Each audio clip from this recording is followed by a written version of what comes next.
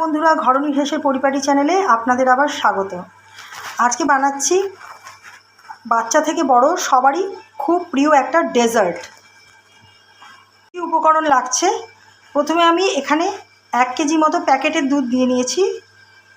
যদি আপনারা প্যাকেট ছাড়া এমনি নর্মাল গরুর দুধ খান সেটাও ইউজ করতে পারেন। আর লাগছে ফল, আমি একটা আম নিয়েছি, আপেল নিয়েছি, আপনারা কলা আরও অন্যান্য খেজুর অন্য কিছু অ্যাড করতে পারেন। আর নিয়েছি এখানে ম্যাঙ্গো কাস্টার্ড পাউডার, আর 1 বাটি মতো চিনি নিয়েছি, আর কিছুটা ঠান্ডা দুধ নিয়েছি। আমি ম্যাঙ্গো কাস্টার্ড পাউডার ইউজ করছি, আপনারা চাইলে ভ্যানিলা, স্ট্রবেরি অন্যান্য পাউডারও ইউজ করতে পারেন। দুধ আছে, এটাকে জাল দিয়ে আমি অনেকটা ঘন করে দেব। দুধ জাল দিতে বসিয়ে দিয়েছি, এটা জাল দিয়ে অনেকটাই ঘন করে ফেলতে হবে। দুধ আমি ভালোভাবে ফুটিয়ে শুকিয়ে নিচ্ছি।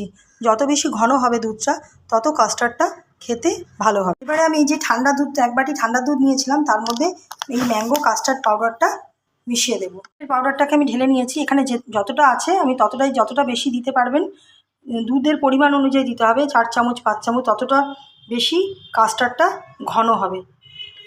আস্তে আস্তে ঠান্ডা দুধের সাথে কাস্টার্ড পাউডারটাকে আমি পুরো মিলিয়ে দেব।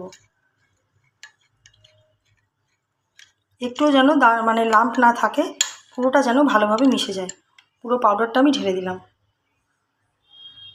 কাস্টার্ড পাউডারটাকে আমি ঠান্ডা দুধের সাথে ভালোভাবে মিশিয়ে নিয়েছি। দেখুন, একটু লাম্প নেই।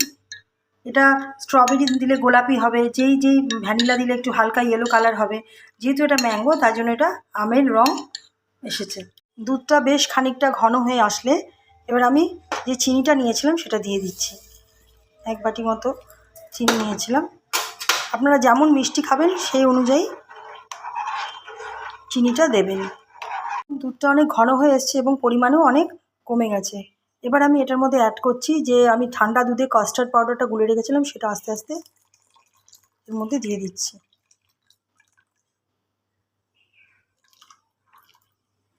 এবার আস্তে আস্তে চামচের সাহায্যে আমি এটাকে পুরো মিশিয়ে দেবো। এর সাথে কাস্টার্ড পাউডারটা পুরো মিশিয়ে দিয়েছি। এবার আরও বেশ কিছুক্ষণ এটাকে ফুটিয়ে দুধটা আরও ঘন করে নেব। পাউডারটা দেওয়াতে কেমন ঘন হয়ে এসছে দুধটা। আর এটা না মাঝে মাঝেই চামচ দিয়ে হোক বা হাতা দিয়ে হোক এটাকে নাড়তে হবে, নিচে যেন এটা ঘন হয়ে লেগে না যায়।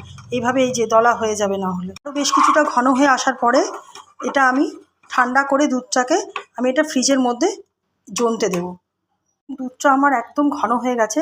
এবার আমি এটাকে গ্যাস অফ করে ঠান্ডা করে এটাকে ফ্রিজে আমি জমতে দেব। ফ্রিজে জমার পরে তারপরে আমি এটাকে ফ্রুটস দিয়ে সার্ভ করব। ম্যাঙ্গো কাস্টার্ড আমি ফ্রিজ থেকে বের করে নিয়েছি। আমি ওপরে একটু খেজুরের টুকরো দিয়ে গার্নিশিং করে দিয়েছি। আর এটা কতটা ঘন হয়েছে এবার আমি আপনাদের দেখাবো। দেখুন, একদম আইসক্রিমের মতো থকথকে ঘন হয়েছে। এবার আমি এটাকে একটা বোলে সার্ভ করব। বোলের মধ্যে আমি কাস্টার্ডটা তুলে নিয়েছি, কতটা ঘন এবং থকথকে হয়েছে। আর কিছু ফল টুকরো করে নিয়েছি। এখানে ছোটো ছোটো করে কিছু আমের কিউব কেটে নিয়েছি, আপেলের কিউব কেটে নিয়েছি, আর কটা খেজুর টুকরো করে নিয়েছি। আমি এবার এটাকে সাজিয়ে দেবো। বোলের মধ্যে কাস্টার্ড দিয়ে তার মধ্যে আমের কুচি টুকরো টুকরো করে যেটা নিয়েছিলাম, আপেলের কুচি, আর ওপর থেকে খেজুর দিয়ে দিয়েছি। আপনার মধ্যে চাইলে কলা অন্যান্য ফলও, মৌসুমি ফলও দিতে পারেন। আর এটা এত অসাধারণ হয় খেতে, বাচ্চা থেকে বড় সবারই খুবই পছন্দের। বাচ্চা থেকে বড় এটা সবারই খুব পছন্দের খাবার। অনেক বাচ্চারাই আছে যারা শুধু ফল খেতে চায় না, তাদেরকে যদি এভাবে কাস্টার্ডের মধ্যে ফল দিয়ে খাওয়ানো হয়, তারা এটাকে নিশ্চয়ই ভালোবেসে খাবে।